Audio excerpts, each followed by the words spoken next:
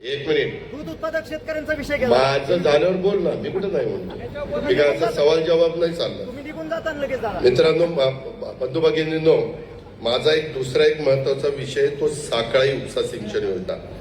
सदर योजना ह्या 7 लोकांना सांगतो की आम्ही सगळेजण, तुम्ही सगळे एकोप्याने राहा.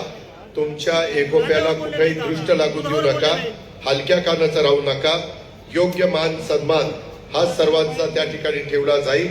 त्याच्यामध्ये योग्य पद्धतीने सहकार्य एक राज्याचा राष्ट्रवादी काँग्रेस पक्षाचा प्रमुख या नात्याने माझ्याकडनं त्या ठिकाणी होईल आणि उपमुख्यमंत्री या नात्याने माझ्याकडनं ज्या ज्या प्रश्नांची उकल करता येईल, सोडवणूक करता येईल, तुम्हाला मदत करता येईल, ती मदत करण्याची भूमिका ही माझ्यासारख्याची राहील.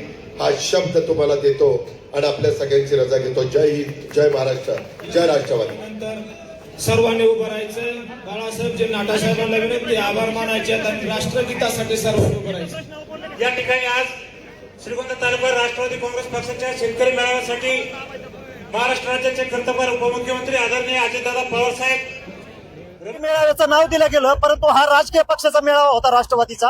एकाही शेतकऱ्याला म्हणणं मांडायचा अधिकार या शेतकरी मेळाव्यामध्ये नव्हता.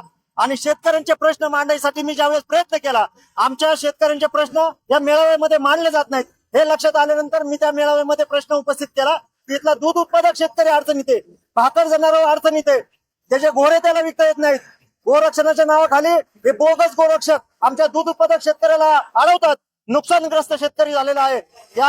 याच्यामध्ये दूध उत्पादक शेतकऱ्यांचा प्रश्न आहे, कांद्याचा प्रश्न आहे. कांद्याला बाजारभाव नाही. कांदा आज उत्पादन खर्चापेक्षा कमी दरामध्ये कांदा विकावा लागतोय. आमचा उडीद बाजारात आलाय. उडीद बाजारात आल्यानंतर ब्राझील मधून उडीद आयात केलंय सरकारनं. आमच्या मानगुटीवर हे आयात करून आमचे दर पाडतात.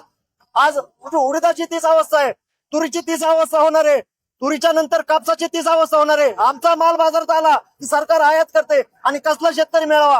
ही शेतकऱ्यांची फसवणूक आहे.